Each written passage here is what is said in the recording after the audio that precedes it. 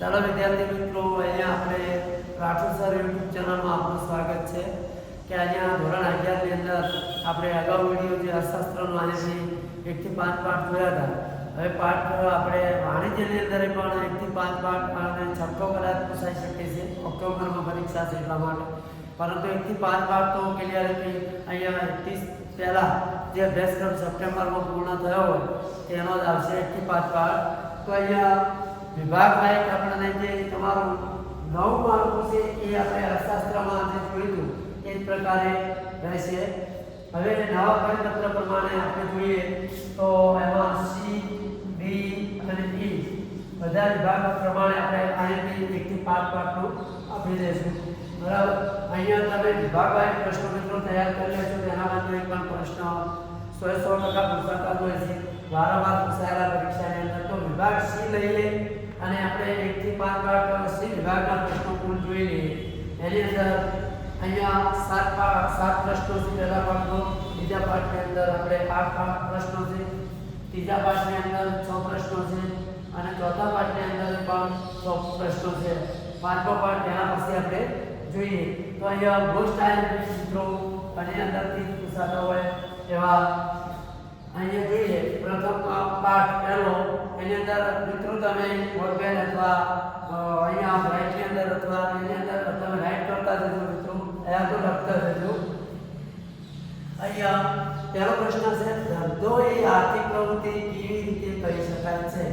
તો મિત્રો એની અંદર આર્થિક પ્રવૃત્તિમાં 3 ધંધો, રોજગારી અને અહીંયા વ્યવસાય 3 શબ્દો આવે છે.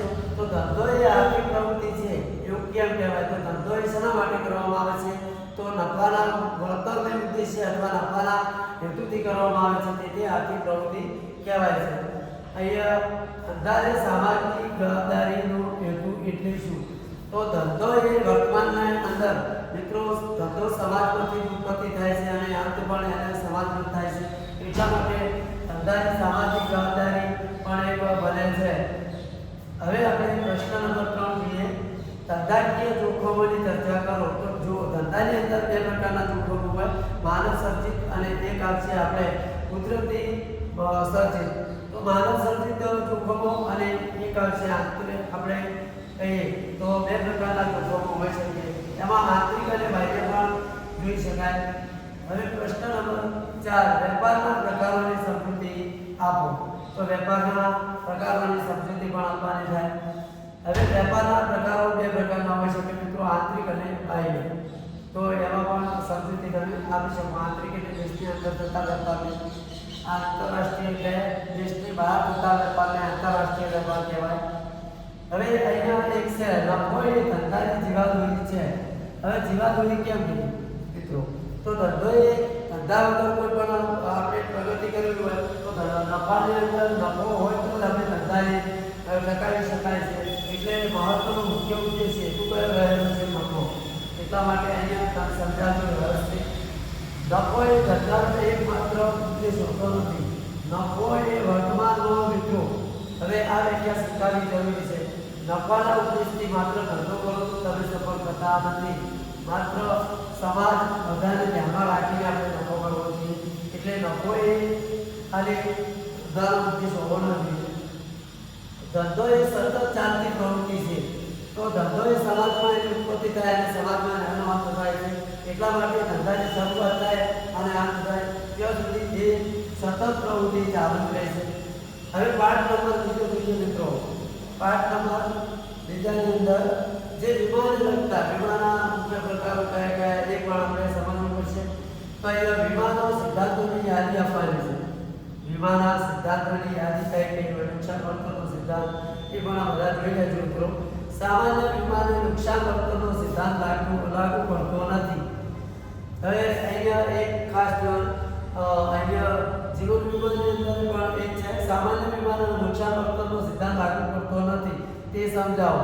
તો અહીંયા સામાન્ય વિમાન જિંદગીનો વીમો આવે છે મિત્રો, એમાં કોઈનું મૃત્યુ થાય તો એ પાછું પરત કરી શકાતું નથી. એટલા માટે નુકસાન વર્તનનો સિદ્ધાંત એને લાગુ પડતો નથી.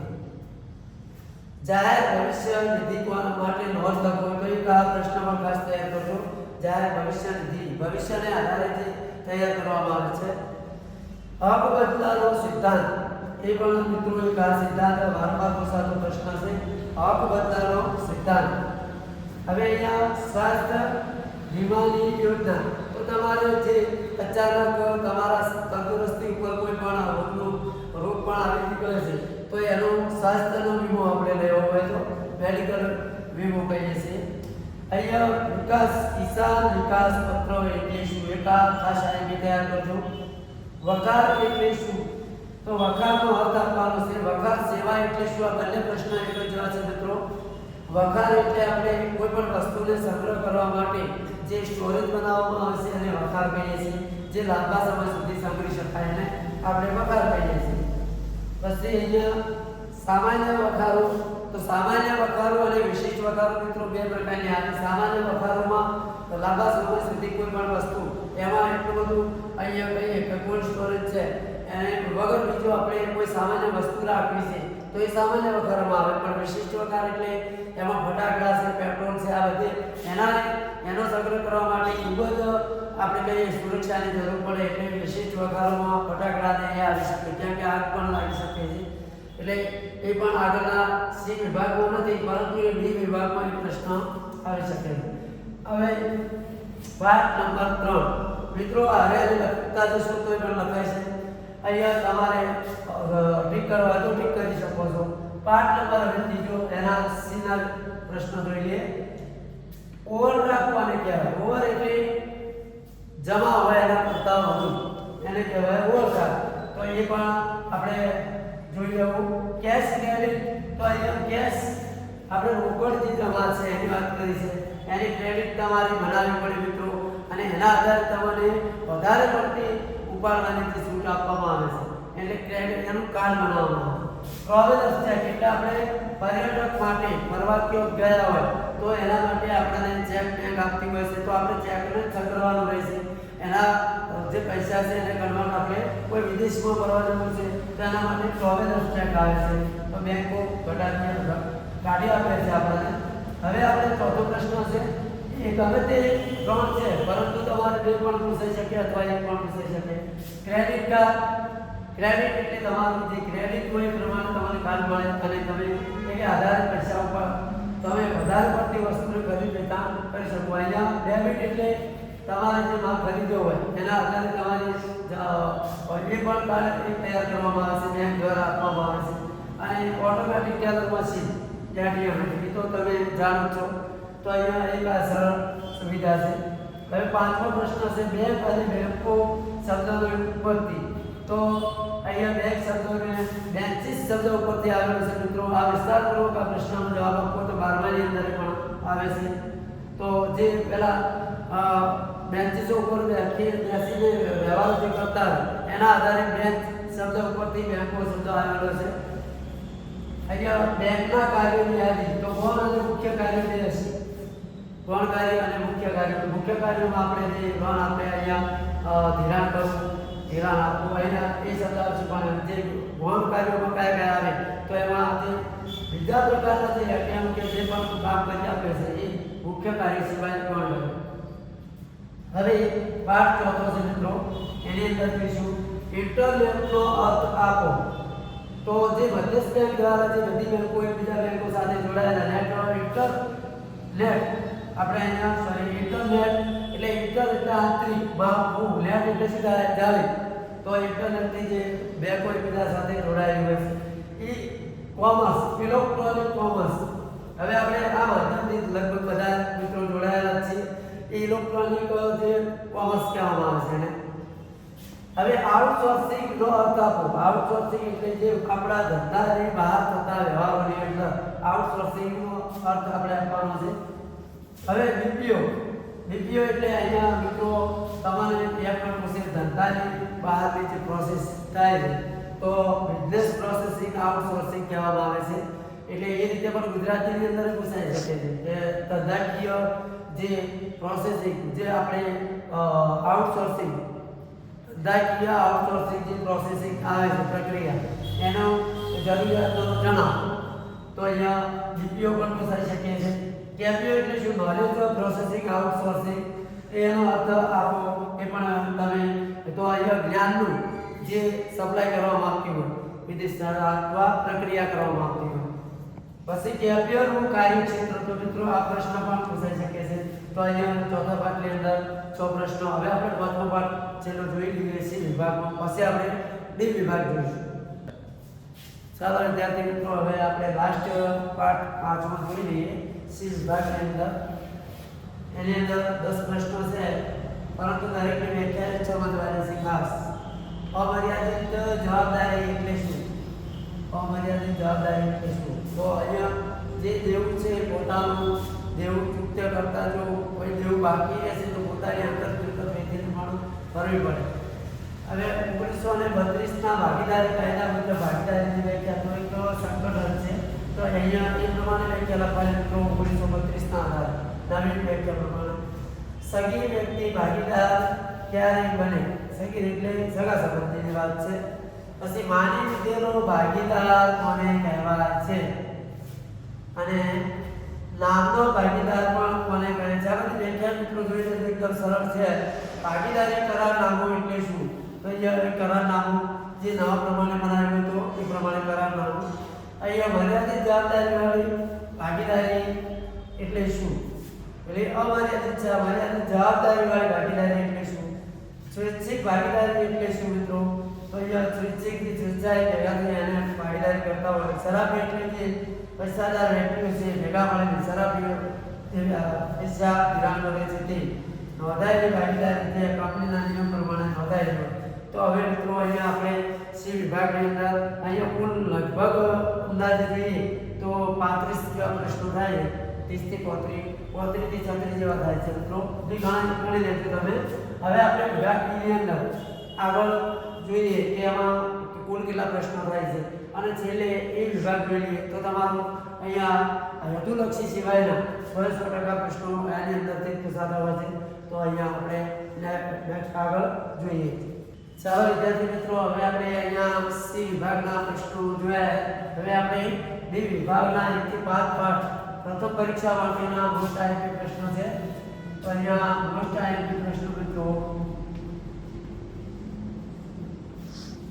એની અંદર 1 થી 5 પાઠ તેમાં ક્રમશઃ ડી વિભાગ પાઠ નંબર 1 પહેલો જોઈએ તો એની અંદર વાણિજ્યની અંદર તો પહેલા સી વિભાગ આપણે આખું 1 થી 5 પાઠ જોયા છે.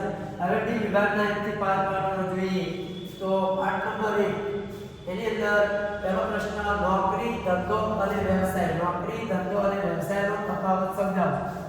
આની અંદર મિત્રો કોઈ પણ 3 મુદ્દા માગે તો ભેગો પણ પૂછાઈ શકે છે, અથવા ધંધો અને નોકરી બેનો પૂછાઈ શકે, અથવા ધંધો અને વ્યવસાયનો પણ પૂછાઈ શકે, અથવા નોકરી અને વ્યવસાયનો પૂછાઈ શકે. 3 પ્રકારે, પરંતુ આપણે એક જ પ્રકારે મિત્રો તૈયાર કરી લેવાનું. એટલે કોઈ પણ પ્રકારે પૂછાય તો અહીંયા સરળ છે. નોકરી એટલે આપણે રોજગારી કહીએ છીએ. ધંધો અને વ્યવસાય 3 બાબતોમાં અહીંયા આર્થિક પ્રવૃત્તિના 3 પ્રકાર પણ આની અંદર આવી શકે છે.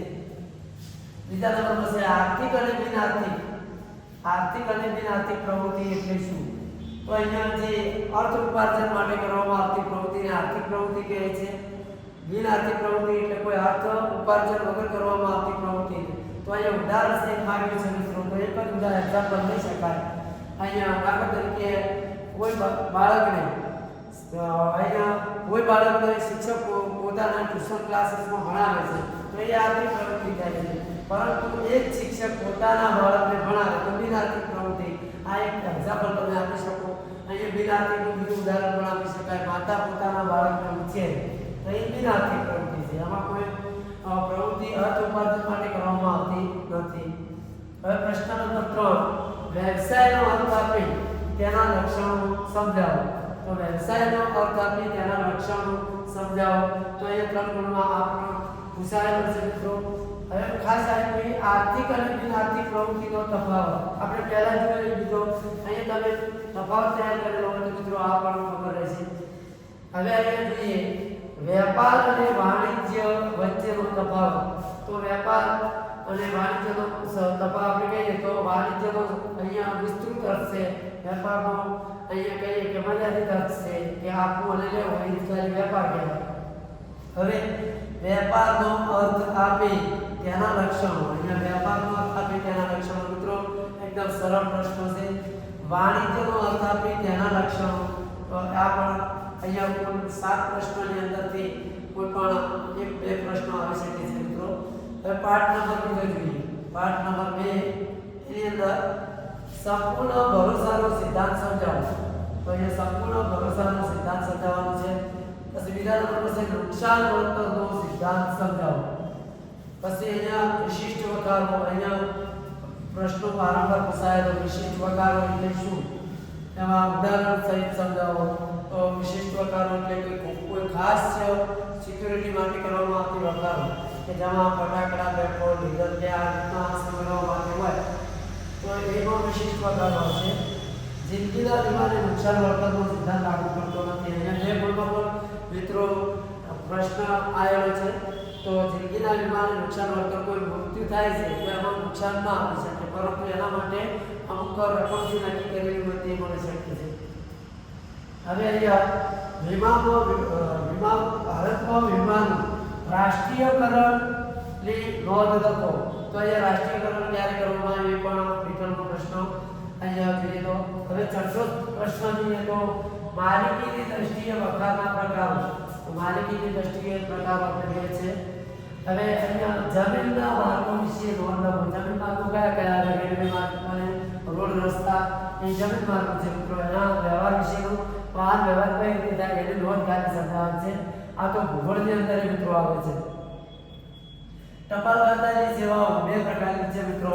તો ડિપોઝિટ જે સેવા આપે છે અને એક અહીંયા નિયમનપત્રક વાળું અહીંયા સાતપત્રક છે. હવે પાઠ નંબર 3 જોઈએ. એની અંદર પહેલો પ્રશ્ન ટૂંક નોંધ લખો. કોલ મની પૂછાઈ શકે છે. કોલ મની એટલે એક દિવસ માટે નાના વિષયના લેવા. અહીંયા કોર બેંકિંગ તો સેન્ટ્રલાઇઝેશન ઓનલાઈન ફી કહેવામાં આવે. તો અહીંયા કોર બેંકિંગ તરીકે ઓળખાય. આરટીજી એટલે RTGS real time gross settlement એની પણ ટૂંક નોંધ પૂછાઈ શકે છે. અહીંયા નેફ્ટ એટલે નેશનલ ઇલેક્ટ્રોનિક ફંડ ટ્રાન્સફર તો એ પણ પૂછાઈ શકે છે મિત્રો. હવે આપણે પાઠમાં બીજો પ્રશ્ન નંબર 2 આ ગઈ સાલે આપણે પૂછાયેલો છે મિત્રો. આ ટૂંક નોંધમાંથી પૂછાઈ શકે અથવા ખાતેદાર જે બેંકની શાખાનો નહીં પરંતુ બેંકનો ખાતેદાર છે તેવું કહેવામાં આવે. સમજાવો. જે ખાતેદાર છે જે તે બેંકની શાખાનો નહીં પરંતુ બેંકનો ખાતેદાર છે એવું કહેવાય છે. તો આ એક પ્રશ્ન આઈએમપી છે મોસ્ટ આઈએમપી. તફાવત હવે આપણે જોઈએ કયા કયા હોઈ શકે. તો તફાવત આપણો ડિમાન્ડ ડ્રાફ્ટ ડીડી અને પે ઓર્ડર ફોન પે કે જે તમે વાપરો છો તે. હવે ચાલુ ખાતું અને બચત ખાતું એક આ તફાવત પૂછાઈ શકે. ચાલુ ખાતું અને બચત ખાતું. ચોથો પ્રશ્ન છે ઇન્ટરનેટ બેન્કિંગ એટલે શું, તેના વ્યવહારો કઈ રીતે થાય છે. તો એક ખાસ મિત્રો એક આ પ્રશ્ન અત્યારના આધુનિક યુગનો પ્રશ્ન છે. હવે ઈ બેન્કિંગ વિકાસની પ્રક્રિયા સમજાવો. તો ઈ બેન્કિંગ એટલે ઇલેક્ટ્રોનિક બેન્કિંગ. તો એની અંદર આપણે પ્રક્રિયા પ્રોસેસ તબક્કા સમજાવો.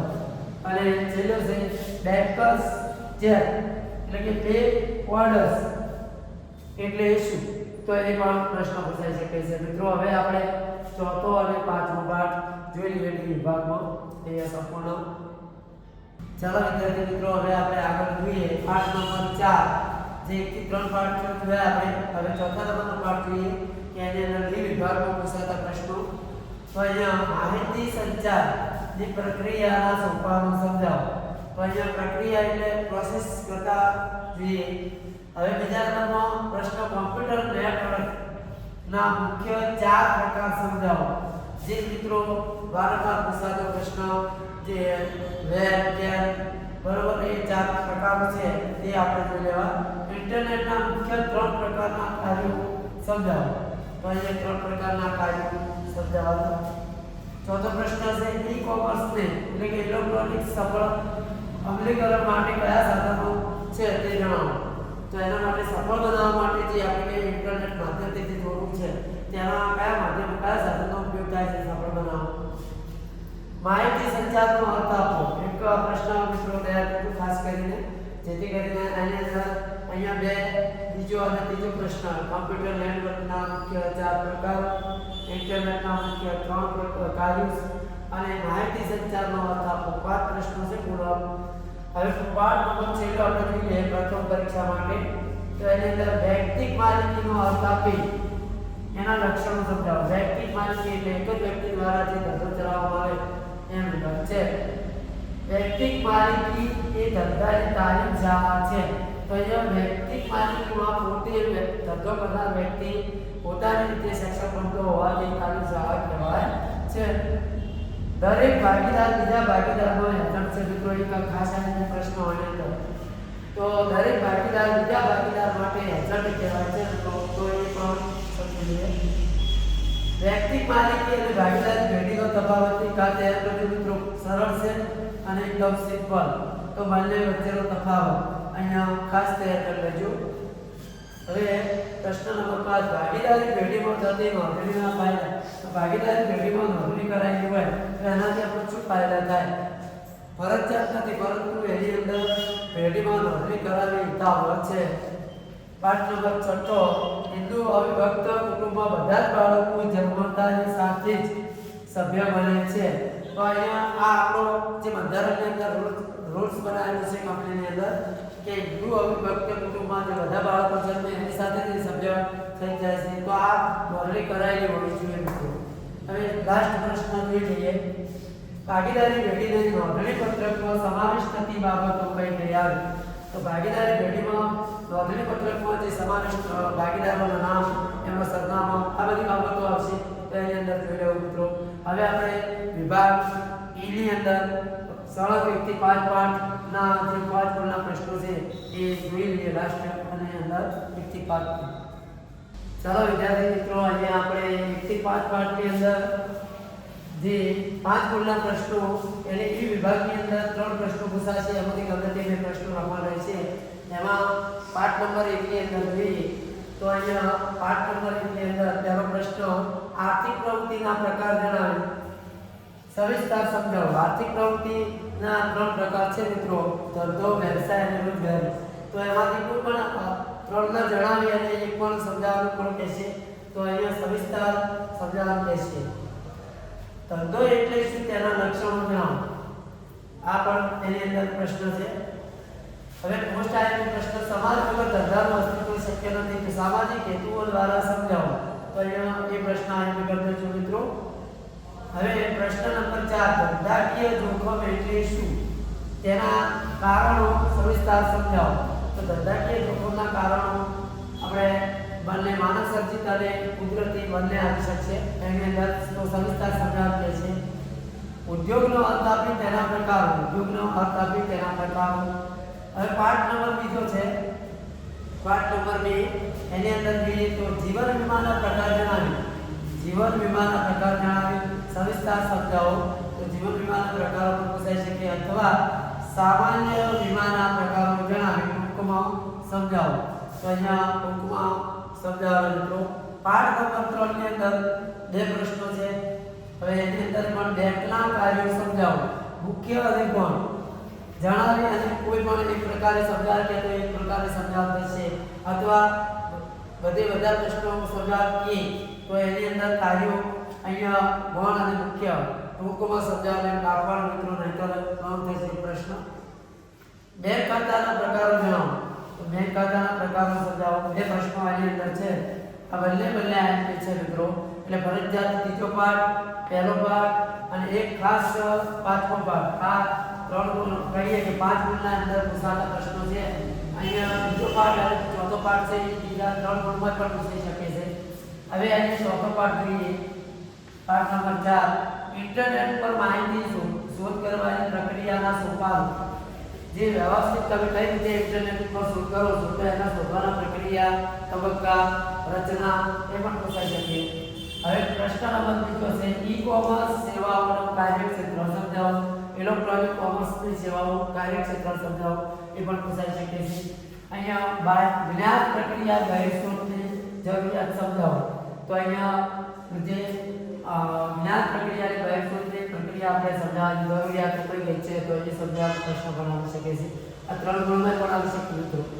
હવે 5 ગુણનો પ્રશ્ન એક ખાસ પાઠ આપણે છેલ્લો ભાગ 4મો હિન્દુ અવિભક્ત કુટુંબનો અર્થ આપી એના લક્ષણો સમજાવો.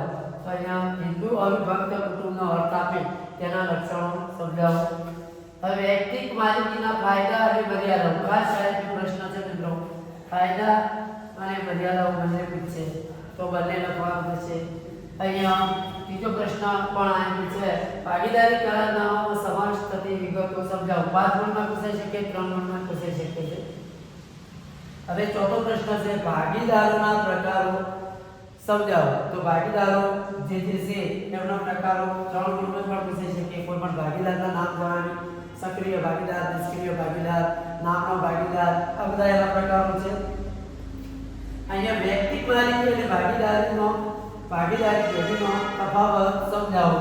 આ ખાસ રીતે કહી શકશે સાહેબ મિત્રો 5 મુદ્દા કે તો 5 મુદ્દા દરેકના 5 મુદ્દા જણાવવા પડે વૈયક્તિક માલિકી અને ભાગીદારી પેઢીની અંદર. તો અહીંયા આપણે કુલ તમારે ખાસ તૈયાર કરવાનો પાઠ થાય તો એક પહેલો પાઠ ખાસ અને પાઠ નંબર 3 અને પાઠ નંબર 5 એની અંદર 5 ગુણના ખાસ તૈયાર કરજો મિત્રો. જે 5 પ્રશ્નો આ 2 આ 7 ને 5 આ રે 12 પ્રશ્નો છે કુલ. તો 12 પ્રશ્નો ખાસ તૈયાર કરવાના મિત્રો. અને અહીંયા પણ પૂછાઈ શકે નવા પરિપત્ર પ્રમાણે. તો અહીંયા હવે તમને વિડિયો ગમતો હોય તો લાઈક કરજો, શેર કરજો અને સબસ્ક્રાઇબ કરજો જેથી કરીને તમને મોટિવેશન દ્વારા વિડિયો મળતા રહેશે. અહીંયા